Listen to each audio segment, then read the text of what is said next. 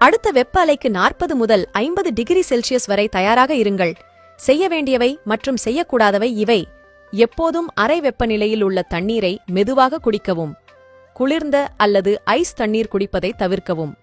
தற்போது Malaysia, Indonesia, Singapore மற்றும் பிற நாடுகளில் வெப்ப அலை நிலவுகிறது.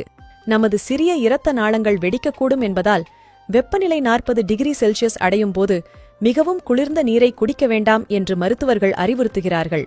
ஒரு டாக்டரின் நண்பர் ஒரு நாள் மிகவும் வெப்பமான நாளிலிருந்து வீட்டிற்கு வந்ததாக தெரிவிக்கப்பட்டது. அவர் அதிகமாக வியர்த்துக் கொண்டிருந்தார். மேலும் அவர் தன்னை விரைவாக குளிர்விக்க விரும்பினார். அவர் உடனடியாக குளிர்ந்த நீரில் தனது கால்களை கழுவினார். திடீரென்று அவர் சரிந்து விழுந்தார். மருத்துவமனைக்கு கொண்டு செல்லப்பட்டார். வெளியில் வெப்பம் 38 டிகிரி செல்சியஸ் அடையும் போது வீட்டிற்கு வந்ததும் குளிர்ந்த நீரை குடிக்காதீர்கள். வெதுவெதுப்பான நீரை மட்டும் மெதுவாக குடிக்கவும். உங்கள் கைகள் அல்லது கால்கள் கடுமையான வெயிலில் வெளிப்பட்டால் உடனடியாக கழுவ வேண்டாம். கழுவுவதற்கு அல்லது குளிப்பதற்கு முன் குறைந்தது அரை மணி நேரம் காத்திருக்கவும். ஒருவர் வெப்பத்திலிருந்து குளிர்விக்க விரும்பினார். உடனடியாக குளித்தார்.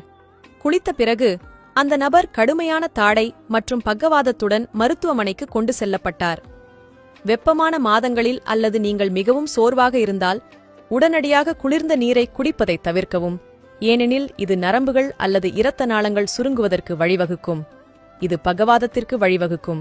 இந்த எச்சரிக்கை பதிவை தயவு செய்து அதிகமாக மற்றவர்களுக்கு பகிரவும். இதுபோன்ற ஆரோக்கிய பதிவுகளுக்கு உணவே மருந்து பக்கத்தை ஃபாலோ செய்யுங்கள். நன்றி.